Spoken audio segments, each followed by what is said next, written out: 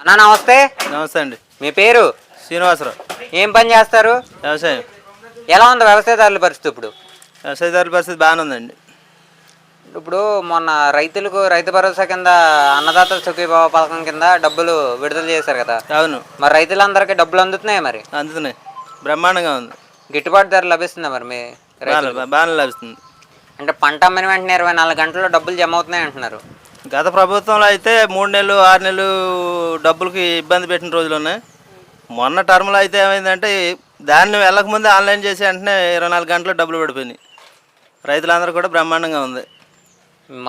మందు కట్ట కానీ ఎరువు రేట్లు కానీ అన్నీ రైతుకు అందుబాటులో ఉంటే బాగుంటుంది. కూటమి ప్రభుత్వం అధికారంలోకి వచ్చి 13 నెలలు అయింది. ఎలా అనిపించింది అసలు పరిపాలన? బాగానే ఉంది, బ్రహ్మాండంగా ఉంది. సూపర్ 6 పథకాలు అమలు చేస్తున్నారు కదా. 1 by 1 అన్నీ అందిస్తున్నారుగా. అంటే చాలామంది పథకాలు అందట్లేదు అంటున్నారు. లేదు, అది కావాలని చెప్పి ప్రచారం తప్ప నేరుగా అకౌంట్లోనే పడుతున్నాయి అమౌంట్. ఇందులో ఎవరు ఏం స్కామ్ చేయడానికి లేదు, బ్రహ్మాండంగా పడుతున్నాయి. పెన్షన్ల పెంపు కార్యక్రమం ఎలా అనిపించింది? బాగానే ఉంది.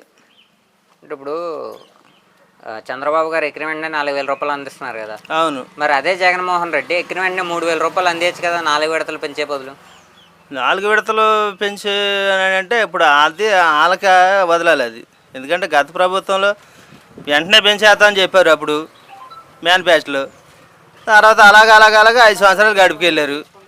వాళ్ళ చేతగాంది ఈ చంద్రబాబు నాయుడు ఈ గవర్నమెంట్ వచ్చినారు, బ్రహ్మాండంగా చేశారు. ఈ 5 సంవత్సరాల్లో ఆంధ్ర రాష్ట్రం అభివృద్ధి చెంది నిరుద్యోగులకు ఉద్యోగ అవకాశాలు కల్పిస్తారంటారు కూటమి ప్రభుత్వం? చేస్తారు, డెఫినెట్గా అవుతుంది. అది పోలవరం ప్రాజెక్టు పూర్తయ్యే అవకాశం ఉందంటారు? ఛాయచిత్రా చేస్తారు, అవుద్దని మా నమ్మకం. అమరావతి రాజధాని కూడా అవుద్ది. చూసుకుంటే లిక్కర్ స్కామ్లో వైఎస్ భారతి పేరు వినిపిస్తుంది.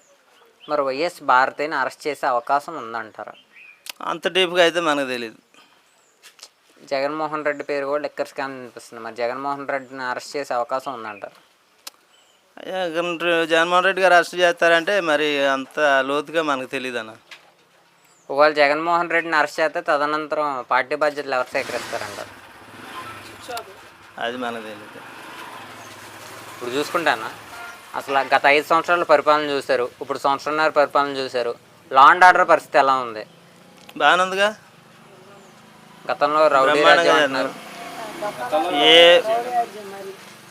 గతంలో చూసుకుంటే అంతా రౌడీ రాజ్యం, కేసుల మీద కేసులు, దౌర్జన్యాలు, కబ్జాలు ఇవేగా జరిగినాయి.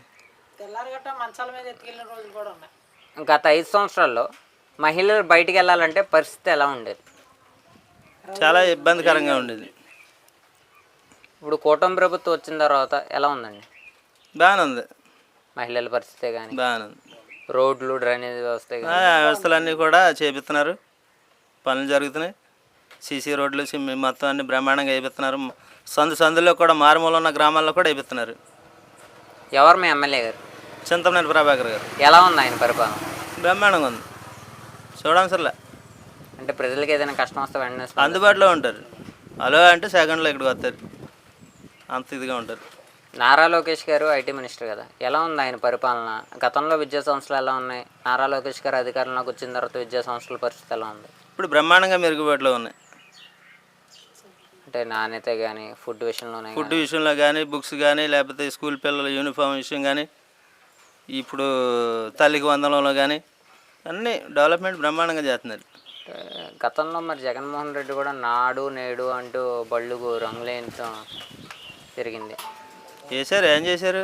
స్కూల్కి రంగులు వేశారు, గుళ్ళకి రంగులు వేశారు, బళ్ళకి రంగులు వేశారు.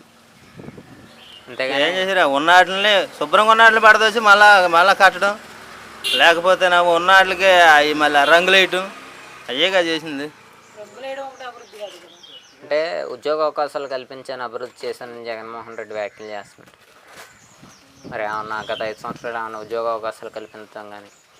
ఇప్పుడు కూటమి ప్రభుత్వం వచ్చిన తర్వాత ఎస్సీ వర్గీకరణ అనేది ఎస్సీలకి మంచి మెరుగుబాటుగా చేశారు.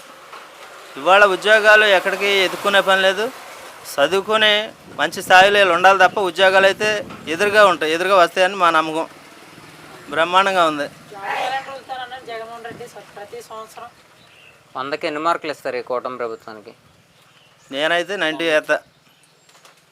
ఇప్పుడు ఇంకా మీలాంటి రైతులను ఇంకే విధంగా కుటుంబ ప్రభుత్వం ఆదుకుంటే బాగుంటుంది అంటారు? ఏ విధంగా మీకు సహాయం చేస్తే బాగుంటుంది అంటారు? ఏ విధంగా అంటే రైతులకి అగ్రికల్చర్ ఇవి ఉంటాయి ఇంప్లిమెంట్స్. రైతుకి ఏంటంటే స్పేర్లు కానీ ఇంజిన్లు కానీ, లేకపోతే రైతులకి ట్రాక్టర్స్ కానీ, ఇట్లాంటి టార్బల్ వర్షాకాలం వచ్చేసరికి ధాన్యం తడిసిపోవటం, అట్లాంటి వాటికి టార్బల్ కానీ ఇట్లాంటివి ఏమన్నా ఈ అగ్రికల్చర్లో ఉపయోగిస్తే రైతుకి ఇంకా మెరుగ్గా ఉంటాయి. గత 5 సంవత్సరాల్లో మీరు రైతులుగా ఏమైనా లబ్ధి పొందారా? ఏం లేదు. శుభ్రంగా ధాన్యం తడిసిపోయి మొక్కలు వచ్చేతేనే మా మొఖం చూసిన వాళ్ళు లేరు. అంటే రైతులకు డబ్బులు వేసామంటున్నాడు జగన్మోహన్ రెడ్డి. ఏం వేశారు? ఇప్పుడు దారిద్ర్యం మీద జిరాక్స్లు ఇచ్చారు, కాగితాలు ఇచ్చారు, రాసుకున్నారు, అడవుడు చేశారు, ₹10 లేదు. గతంలో వాలంటీర్ వ్యవస్థ ఉండేది కదా, పని చేసేవారు మరి? గతంలో మరి పని చేసేవారు మరి వాళ్ళు? చేసేవాళ్ళు అలాగే, ఏది తుతు మాత్రంగా చేసేవాళ్ళు. ఏం చేసేవాళ్ళు? గతంలో రైస్ వ్యాన్లు ఉండేవి, ఇప్పుడు తీసేశారు. గతంలో రైస్ వ్యాన్లు ఉండేవి, ఇప్పుడు తీసేశారు. ప్రజలు ఏమైనా ఇబ్బంది పడుతున్నారా? ఇబ్బంది అంటే ఫస్ట్ నుంచి 15వ తారీఖు వరకు డీలర్ దగ్గర పోతున్నారు. వెళ్ళలేనటువంటి వృద్ధులకు ఉన్న వాళ్ళకి డీలరే డైరెక్ట్గా తీసుకెళ్ళి ఇస్తున్నాడు. ఇప్పుడు వెళ్ళలేనటువంటి పరిస్థితి ఇబ్బందికరంగా ఉన్న వాళ్ళకి డీలరే తీసుకెళ్ళి ఇస్తున్నాడు. 1వ తారీఖు నుంచి 15వ తారీఖు వరకు ఇస్తున్నారు. ఈలోపు ఏ రోజైనా తెచ్చుకోవచ్చు, ఎప్పుడైనా తెచ్చుకోవచ్చు. ఇవాళ మేము లేవు, వ్యాన్ వెళ్ళిపోయింది, ఇబ్బంది పడిపోయాం, లేకపోతే వాళ్ళు ఎక్కడ ఉన్నారో ఏంటో ఎత్తుకుని అలాంటి పరిస్థితి లేదుగా. డైరెక్ట్గా వెళ్తున్నారు. అవి ఎప్పుడు ఖాళీగా ఉంటే అప్పుడు వెళ్ళి తెచ్చుకుంటున్నారు. ఇంకా ముసలోళ్ళు ఉంటున్నారు, వృద్ధులు అనేవాళ్ళు ఇప్పుడు వెళ్ళలేని పరిస్థితిలో ఉంది. ఆ డీలరే తీసుకొచ్చి ఇస్తున్నారు డైరెక్ట్గా ఇంటికి. ఇంకా ఇబ్బంది ఏముంది?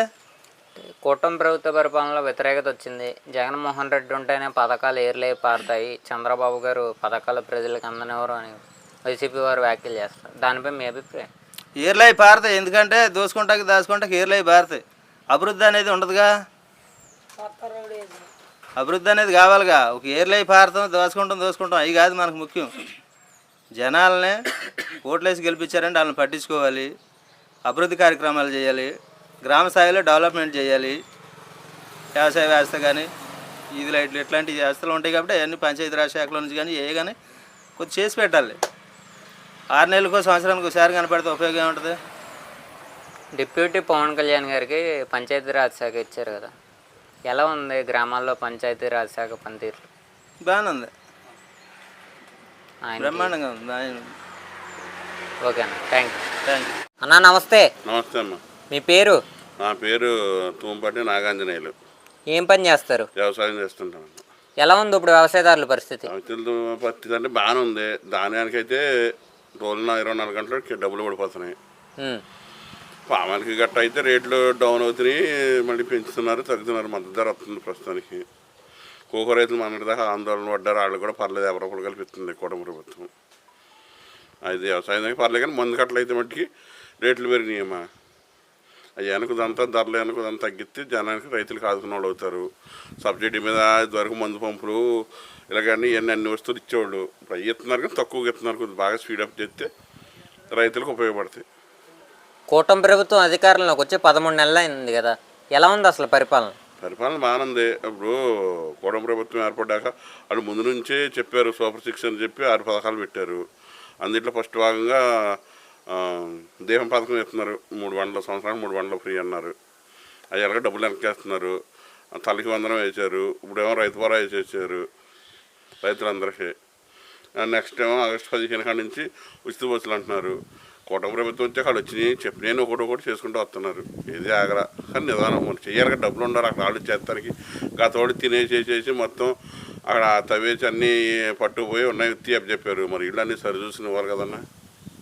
అంటే జగన్మోహన్ రెడ్డి ఉంటేనే పథకాలు ఏర్లే పారుతాయి, కూటమి ప్రభుత్వం పథకాలు ప్రజలకు అందనివ్వదని చెప్పి వైఎస్ఆర్సీపీ కార్యకర్తలు వ్యాఖ్యలు చేస్తున్నారు. ఇప్పుడు అప్పులు చేసేసి జనాన్ని నమ్మించి చేసేచ్చమ్మా. ఇప్పుడు తల్లి కొందరం ఉంది, 15 ఏళ్ళు ఇస్తానన్నాడు జగన్మోహన్ రెడ్డి గారు. అన్నవాడు ఏం చేశాడు? ఎంతమంది ఉంటే అంతమందికి ఇస్తానని భారతమ్మ గారు కూడా చెప్పింది. ఎంతమందికి ఇచ్చారు? ఒకరికి ఇచ్చారు. మరి కూటమి ప్రభుత్వం ఎంతమంది ఉంటే 4 ఉన్నా 3 ఉన్నా 2 ఉన్నా అంతమందికి వేసింది కదా.